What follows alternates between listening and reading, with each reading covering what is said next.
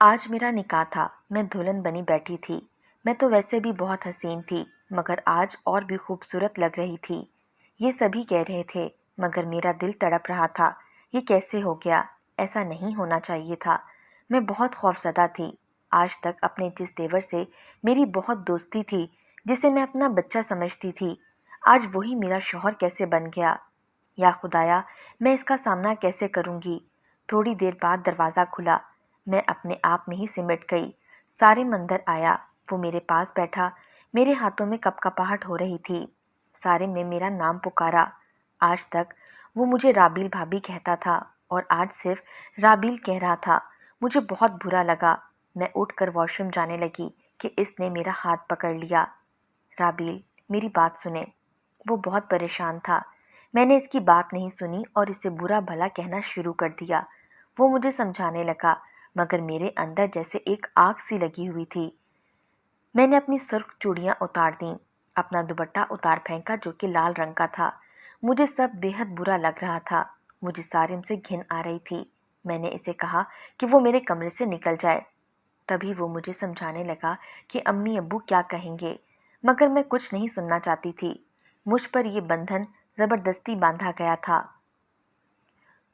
وہ افسوس سے مجھے دیکھتا کمرے سے نکل گیا۔ میری پہلی شادی دھوم دھام سے ہوئی تھی۔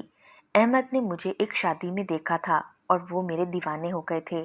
پھر تو ان کے ماں باپ نے میرے گھر کی دہلیز پکڑ لی۔ روز آتے تھے کہ رابیل کا رشتہ ہمیں دے دیں۔ آخرکار یہ رشتہ قبول ہو گیا۔ جھٹ منگنی اور پٹ بیاہ ہو گیا۔ میں بہت خوش تھی۔ احمد کا پیار، ان کی محبت مجھ سے سنبھالے نہیں سنبھلتی تھی۔ جتنی محبت وہ مجھ سے کرتے، اس سے کئی زیادہ میں ان سے کرنے لگی تھی۔ گھر میں انکل، آنٹی اور میرا چھوٹا دیور سارم، ہم سبھی ایک ساتھ رہتے تھے۔ جبکہ میری نند طیبہ کی شادی ہو گئی تھی۔ وہ احمد سے بڑی تھی۔ میری ساس مجھ سے بہت محبت کرتی تھی۔ میں بھی ہر ممکن ان کی خدمت کرتی، اور سارم تو جیسے میرے لیے کسی بچے کی مانند تھا۔ ہر وقت میرے آگے پیچھے گھومتا۔ بھابی، آپ بہت اچھی ہیں۔ وہ میرا دوپٹہ چومتا، میں اسے گلے سے لگا لیتی۔ جب بھی سارم کو کوئی کام ہوتا، وہ مجھ سے کہتا۔ میں اس کی ہر ضرورت کا خیال رکھتی۔ وہ اب بڑا ہو گیا تھا، تبھی کالج جانے لگا، تو کالج کے قصے بھی مجھ سے شیئر کرتا۔ پتہ ہی نہیں چلا ہماری شادی کو 5 ماہ بیت گئے۔ ایک دن میری طبیعت اچانک خراب ہو گئی۔ جب میں کھانا بنا رہی تھی تو میں چکرا کر گر پڑی۔ سارم کو بلایا جو پانی پینے آیا تھا۔ اس نے مجھے اٹھایا اور مجھے میرے کمرے تک لایا۔ میری ساس آئی اور ان دونوں نے مجھے کمرے میں لٹا دیا۔ سارم نے احمد کو کال کی کہ کہا، بھابی بے ہوش ہو گئی ہیں، آپ جلدی سے آ جائیں۔ میری ساس مجھ پر دم کرنے لگی۔ پانی کے چھینٹے مارے، تب جا کر مجھے ہوش آیا۔ تب تک احمد بھی ڈاکٹر کو لے کر آ گئے تھے۔ چیک اپ کے بعد ڈاکٹر نے بتایا کہ میں امید سے ہوں۔ احمد کی خوشی کا کوئی ٹھکانہ نہیں تھا۔ میرے ساتھ ساس سسر بھی بے حد خوش تھے، اور سارم تو خوشی سے پاگل ہو رہا تھا۔ وہ چاچا بننے والا تھا۔ مجھے شرم آ رہی تھی، مگر میں بھی بہت خوش تھی۔ اب مجھے گھر کا کوئی کام نہیں کرنے دیا جا رہا تھا۔ احمد نے ماسی کا بندوبست کر دیا تھا۔ ٹھیک 9 ماہ بعد نوفل میری گود میں آ گیا۔ پھر تو سب گھر والے اس کے دیوانے ہو گئے۔ سارم سارا دن نوفل کو اٹھائے پھرتا۔ وہ چاچا بھتیجا سارا دن ادھم مچائے رکھتے تھے۔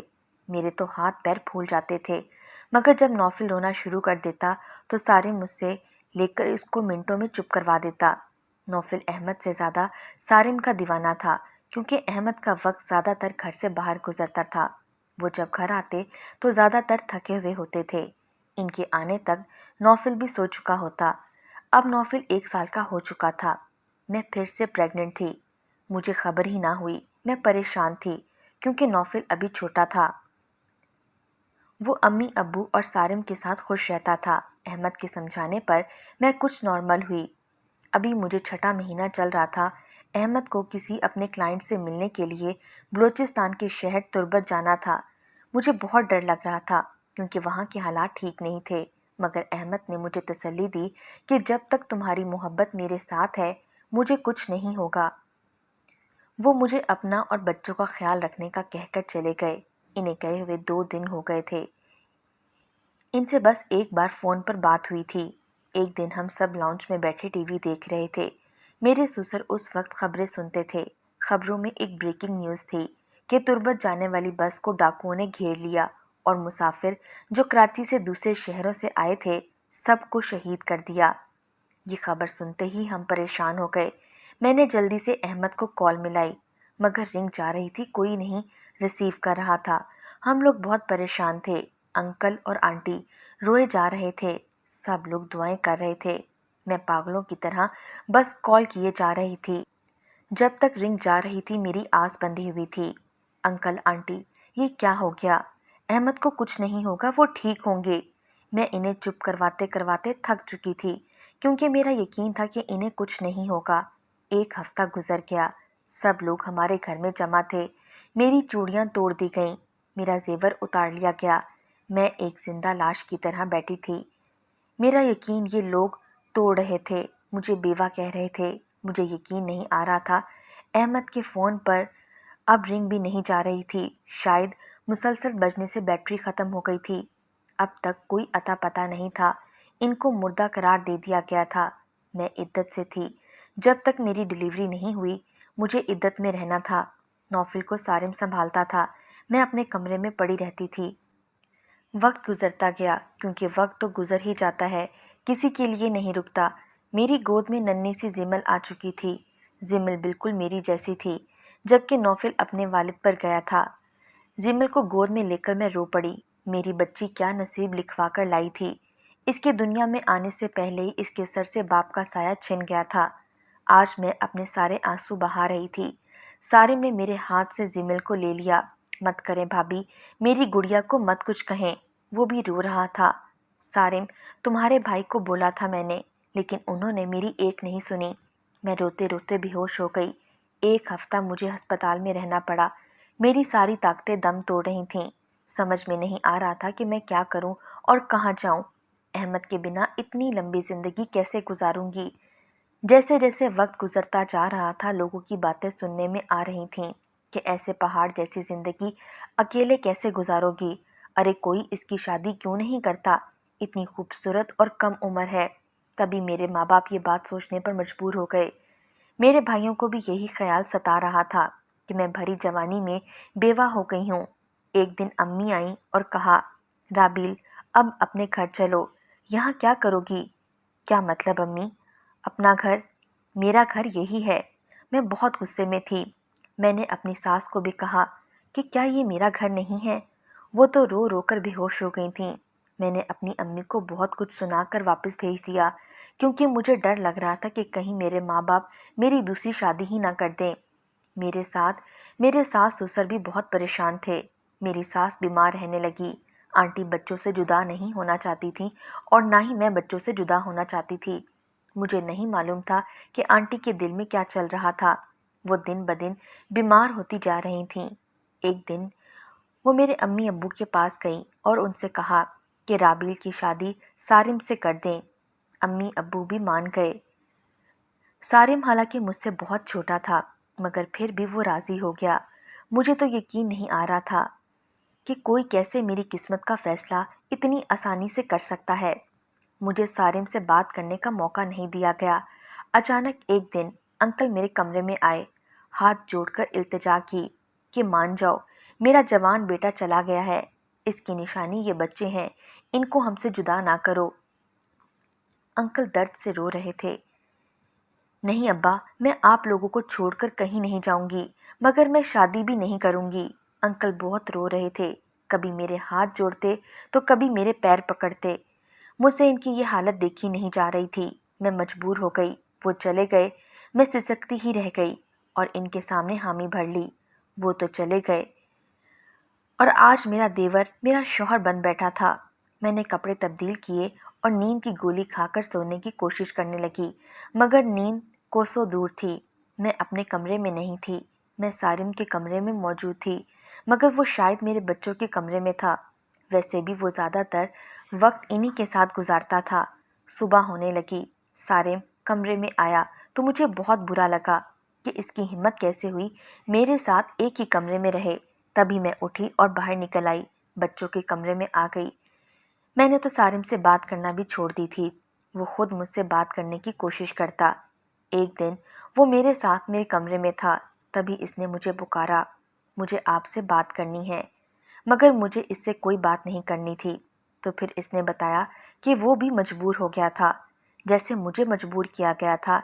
इसने भी अपने बच्चों के लिए कुर्बानी दी है, क्योंकि वो इन्हें किसी और के हवाले नहीं कर सकता था। इसने बताया कि अगर वो राजी ना होता तो मेरी शादी किसी और से कर दी जाती, मगर नौफिल और जमील को इनके बाप का प्यार सिर्फ वही दे सकता था। वो ये कहकर कमरे से निकल गया, मगर मैं सोच में पड़ गई, क्योंकि वो वाकई सही कह रहा था। अब हम लोग आपस में बातचीत करते रहते। सारिम बच्चों की बातें करता रहता, जबकि मुझे इसके पास से अब घिन नहीं आती थी। सच पूछें तो वो मुझे अच्छा लगने लगा था। मैंने इसे कबूल कर लिया था, मगर मजबूरी में नहीं। मुझे सिर्फ उससे मोहब्बत हो गई थी। वो मुझे देखता रहता, जब मैं देखती तो वो आंखें चुरा लेता। इसे मेरी पसंद नापसंद का बहुत ख्याल था। एक दिन इसने मुझे कहा, राबील, मुझे आपसे मोहब्बत हो गई है। मैं हैरत में थी। तभी वो बोला, इसमें हैरत की क्या बात है? अब हमारा रिश्ता बदल चुका है। आप मेरे निकाह में हैं। मेरा आपके बिना दिल नहीं लगता। इसने मेरा हाथ पकड़ा तो मैं चुप हो गई। इसने अपनी मोहब्बत का इजहार किया था, तो मैंने भी बर्फ की ये दीवार हमारे बीच से हटा दी। अब हम दोनों एक हो चुके थे। सारे मेरा बहुत ख्याल रखता। सुबह उठने से पहले ही मेरे लिए चाय बनाकर रखता। इसकी दीवानगी बढ़ती जा रही थी। हमारी फैमिली मुकम्मल हो गई थी। हम बहुत खुश थे। अगरचे मैं अहमद को भूली नहीं थी, इनकी यादें मेरे साथ थीं, क्योंकि सच तो ये है कि मरने वालों के साथ मरा नहीं जाता। आज मेरी और सालिम की शादी को 4 साल हो चुके थे। हमारा एक बेटा भी था, जो मेरा और सालिम का था। मुझे डर था कि सालिम अपनी औलाद के सामने नौफिल और जमील को भूल ना जाए, मगर ये मेरी भूल थी। सालिम तीनों को एक जितना ही प्यार करता था, कोई फर्क महसूस नहीं करता था, बल्कि वो नौफिल और जमील को ज़्यादा प्यार देता था। हम बहुत खुश थे। आज हमजा की पहली सालगिरह थी। मैंने ग्रीन कलर की साड़ी बांधी हुई थी। सारिम को ग्रीन कलर बहुत पसंद था। हम केक काटने ही वाले थे कि बेल बजने की आवाज़ आई। मैंने सारिम से कहा कि आप बैठे, मैं देखती हूँ। जब मैंने दरवाज़ा खोला तो शौक में रह गई। मेरे सामने अहमद खड़े थे। वो मुझे देखकर खुशी से मुस्कुरा रहे थे, मगर मेरी मुस्कुराहट गायब हो चुकी थी। सारिम पीछे से आवाज़ें दे रहे थे। जब वो आगे आए तो वो भी हैरान रह गए। मेरी तो आवाज़ ही नहीं निकल रही थी, मगर सारिम ने पुकारा, भाई, और फिर इसके गले से लग गया। अंकल आंटी देखकर बहुत खुश हुए। सब लोग रो रहे थे। ये खुशी के आंसू थे, मगर एक मैं थी जो खुश नहीं थी। अगर मैंने शादी ना की होती तो आज मेरी खुशी का कोई ठिकाना ना होता, मगर आज मैं दुराहे पर खड़ी थी। अहमद ने बच्चों को प्यार किया। जिमल को वो पहली बार देख रहे थे। वो 5 साल की हो गई थी। सबके पूछने पर उन्होंने बताया, इन डाकुओं ने कुछ लोगों को कैद में रखा था, जिनमें मैं भी शामिल था। हमें ऐसी जगह पर रखा गया जहाँ कोई आबादी नहीं थी, बस पहाड़ ही पहाड़ थे। हमसे काम करवाया जाता था और पैरों में जंजीरें बंधी हुई होती थीं। एक आदमी ने वहां से भागने की कोशिश की तो इसका बुरा हश्र हो गया। तभी हम लोगों ने डर के मारे वहां से भागने की कोशिश नहीं की, मगर आज फौज की मदाखलत से हम सबको रिहा कर दिया गया है। वो खुशी से बता रहे थे। सब बहुत खुश थे कि अचानक अहमद ने पूछा, ये बच्चा किसका है? वो हमजा को देख रहे थे, जो मेरी गोद में था। हम सबको सांप सूंघ गया। सारिम ने कहा, ये मेरा बेटा है। वो बहुत खुश हुए। हमजा को गोद में लेकर प्यार करने लगे। तभी वो पूछने लगे कि सारिम की बीवी कहाँ है। तो सारिम ने इनकी बात काट डाली और कहा, खाना खा लें। मैंने खाना लगा दिया। सब लोग खाना खाने लगे। मैं और सारिम बस प्लेट में चमचा ही हिला रहे थे। अंकल आंटी भी परेशान थे। अब क्या होगा? मैंने डरते हुए पूछा। घबराओ मत, अभी इनको आराम करने दो, सुबह बात करेंगे। सारिम, तुम समझते क्यों नहीं हो? वो मुझे अपनी बीवी समझते हैं, मेरे बगैर कमरे में नहीं जाएंगे। मैंने इसे समझाया। तब सारिम ने अपना सर पकड़ लिया। मुझे इनको सब कुछ अभी बताना होगा। मुझ में इनका सामना करने की हिम्मत नहीं थी। अंदर से बातों की आवाज़ें आ रही थीं। कुछ देर में आवाज़ें बुलंद होने लगीं। तुम ऐसा कैसे कर सकते हो? वो चिल्लाने लगा। भाई, मेरी बात को समझने की कोशिश करें। सारिम उन्हें मुसलसल समझा रहा था, पर वो कुछ नहीं सुन रहे थे। अहमद सख्त गमो गुस्से की हालत में थे। इनको लग रहा था कि सारिम की बुरी नज़र थी मुझ पर, तभी इसने मुझसे शादी कर ली। वो सारिम का गिरेबान पकड़े हुए थे। بھائی میں مجبور ہو گیا تھا، وہ بھی تیز آواز میں بولا۔ انکل آنٹی بھی اسے سمجھانے لگے کہ ہم جوان لڑکی کو کب تک گھر میں بٹھا کر رکھتے، کوئی اور باپ ہوتا تو بچوں کا کیا ہوتا۔ اس لیے ہم نے یہ فیصلہ کیا، ان دونوں نے یہ سب بچوں کے لیے کیا ہے۔ احمد اب چپ ہو گئے، وہ سمجھ گئے تھے کہ ان کے بعد حالات کیسے ہوئے ہوں گے۔ سب ٹھیک ہے امی، لیکن اب تو میں آ گیا ہوں، اب ربیل میری بیوی ہے، انہوں نے فیصلہ سنایا۔ میرے ماتھے پر بل پڑ گئے، میری دھڑکنیں بڑھ گئیں کہ اب کیا ہوگا۔ نہیں بھائی، اب وہ میری بیوی ہے، آپ کی نہیں، سارم نے ہمت کر کے کہا۔ تبھی وہ چلانے لگے، تبھی انکل بیچ میں آئے اور دونوں کے سامنے ہاتھ جوڑے کہ چپ ہو جاؤ، میں یہ فیصلہ تم لوگوں پر نہیں چھوڑتا، ہمیں فتویٰ لینا پڑے گا، سب لوگ اپنے کمرے میں جاؤ۔ اب رات کو کسی کو نیند نہیں آ رہی تھی، سارے میرے فون پر میسج کیا جا رہا تھا جبکہ میں بچوں کے کمرے میں تھی۔ سارم کو ڈر تھا کہ کہیں میں اسے چھوڑ نہ دوں، میں کوئی جواب نہیں دے رہی تھی۔ میرے ساتھ مت چھوڑنا، وہ میسج پر میسج کر رہا تھا، میں نے کوئی جواب نہیں دیا۔ اذان کی آواز پر سب اپنے کمروں سے نکلے، سب نے نماز ادا کی۔ گھر کے مرد مفتی صاحب کے پاس گئے تاکہ وہ ان سے مشورہ کر سکیں۔ وہ واپس آ گئے تھے، میں بہت پریشان تھی۔ احمد میرا کل تھے، سارم میرا آج تھا، دونوں میری محبت تھے، مگر سارم کا پلڑا بھاری ہو رہا تھا۔ میں اس سے بہت محبت کرتی تھی، اس نے میرے لیے اور میرے بچوں کے لیے جو قربانیاں دی تھیں میں وہ نہیں بھول سکتی تھی۔ میں احمد کی دوری سہتی گئی تھی، مگر شاید سارم کی نہ سہ پاتی۔ سارم اندر آیا، اس نے مجھے تڑپ کر دیکھا، مجھ سے پوچھنے لگا، میرا ساتھ چھوڑ تو نہیں دو گی؟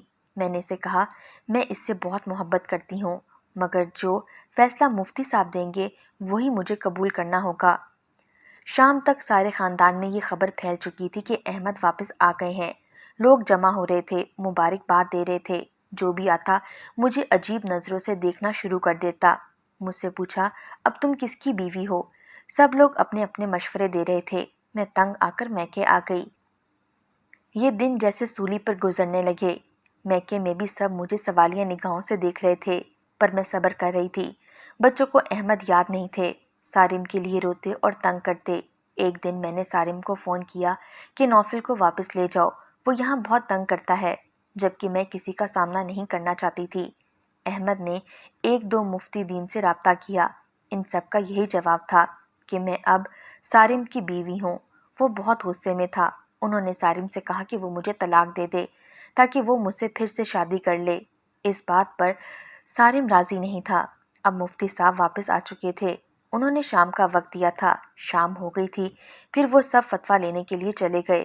مفتی صاحب نے سب سن کر کہا، دیکھیں، جب آپ کا بڑا بیٹا 5.5 سال تک نظر نہیں آیا، نہ ہی اس کا کچھ اتا پتا تھا اور نہ ہی آنے کا آسرا تھا، ایسے میں اسے مردہ مانا جاتا ہے۔ شریعت کے روح سے عرصے تک نکاح خود بخود ختم ہو جاتا ہے۔ اگر شوہر زندہ بھی ہو، بیوی سے کوئی رابطہ نہ رکھے، یعنی بیوی کو علم نہ ہو کہ وہ کہاں ہے، زندہ بھی ہے یا نہیں، تو نکاح خود بخود ختم ہو جاتا ہے۔ اب ایسا ہے کہ آپ کی بہو نے عدت گزاری، پھر بھی 1 سال انتظار کیا، مگر کوئی جواب ان کو نہیں ملا، تو وہ آزاد تھیں، اور جو نکاح ہوا وہ جائز طریقے سے ہوا۔ اب رابیل بیٹی اور سارے میاں بیوی ہیں، دینی اور دنیاوی دونوں قانون آپ کو یہی فیصلہ سنائیں گے۔ انہوں نے احمد سے کہا کہ وہ صبر کریں اور قسمت کے فیصلے کو مان لیں۔ میں بہت پریشان تھی، مگر سارم پر نظر پڑی تو کچھ سکون ملا، کیونکہ وہ پرسکون تھا، جبکہ احمد بجھے ہوئے تھے۔ وہ آ کر جیسے ہی بیٹھے، احمد نے سارم سے کہا، وہ مجھے طلاق دے دے۔ سارم حیران تھا، سبھی گھر والے حیرت مند تھے، جبکہ وہ اپنی بات پر قائم تھا اور بضد تھا۔ سارم، مجھے طلاق دے دو، وہ مجھ سے دوبارہ نکاح کریں گے۔ اس بات پر ان کی بحث بڑھتی جا رہی تھی۔ وہ ہاتھا پائی پر اتر آئے، میں بہت ڈر گئی تھی، گھر میں طوفان برپا تھا۔ دونوں جب ایک دوسرے کی جان کے در پر ہو گئے تو میں نے خود کو زخمی کر لیا کہ میں ہی ان سب کی وجہ ہوں، تو کیوں نہ میں ہی مر جاؤں۔ تبھی میں بے ہوش ہو گئی، مجھے ہسپتال لے جایا گیا، میرا بہت خون بہہ چکا تھا۔ جب ہوش آیا تو سارے میرے پاس تھے، وہ مجھے ہوش میں دیکھ کر بہت خوش ہوئے۔ میں ناراض تھی کہ مجھے کیوں بچایا، میں ہی اس لڑائی کی وجہ ہوں، مجھے مر جانے دیا ہوتا۔ اتنے میں احمد بھی آ گئے، وہ اپنے کیے پر بہت شرمندہ تھے اور مجھ سے معافی مانگ رہے تھے۔ میں بھی بہت رو رہی تھی، قسمت نے ایسے دراہے پر لا کر کھڑا کیا تھا کہ ایک راستہ چننا مشکل تھا۔ میں ٹھیک ہو کر گھر آ گئی۔ احمد جا رہے تھے۔ انہوں نے ملک سے باہر جانے کا فیصلہ کر لیا تھا۔ اب ہمارے وہ بیچ میں نہیں تھے۔ احمد سے میں نے معافی مانگی۔